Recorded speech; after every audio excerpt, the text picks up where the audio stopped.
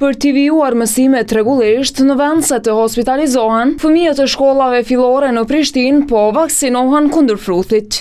Të veçlit e klasave të para të shkollës Gjemail Mustafa në Dardani e kishin radhën të hënën.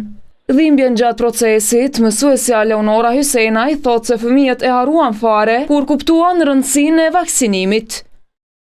Në 4 paralelet e klasës së parë, obligimin e kryen 19 nxënës. Qysh në klasën e parë, para se me fillu klasën e parë e kanë pasi obligim, mirë po fëmijët cilët kanë mbetë, sot ka qenë data e tyre të vaksinohen, mirë ka shku procesi, gjithçka në rregull, pasi që po them shumica veç janë vaksinuar. Por sërish mbetën nxënës të pavaksinuar pas kundërshtimeve të prindërve.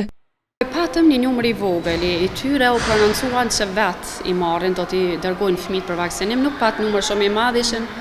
Po flas për klasën time 2 prindër të cilët veç u deklaruan për ju.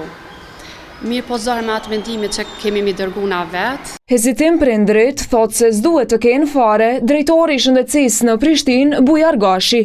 Për afërsisht 3 javë sa janë, mbi 700 veç janë vaksinuar, është bërë një thirrje vazhdueshme, është bërë një lutje, janë bërë telefonata, janë bërë sesione informuese, intervista, pletushka, domethënë që këta fëmijë duhet të vaksinohen për shkak se patëm së fundmi 10 raste të reja me virusin e fruthit. Në fakt, vaksinimi kundër fruthit ishte një ndër kriteret për t'u regjistruar në klasën e parë, por s'u respektua plotësisht.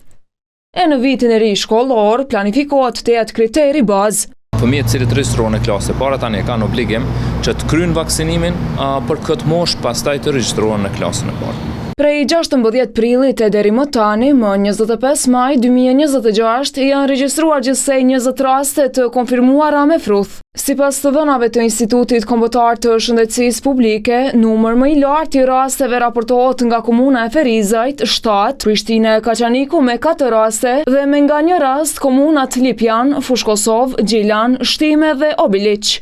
14 raste janë të gjinisë mashkullore dhe 5 të gjinisë femrore. Asnjëri nga ta s'kishin qenë të vaksinuar. Të gjithë morën trajtim spitalor.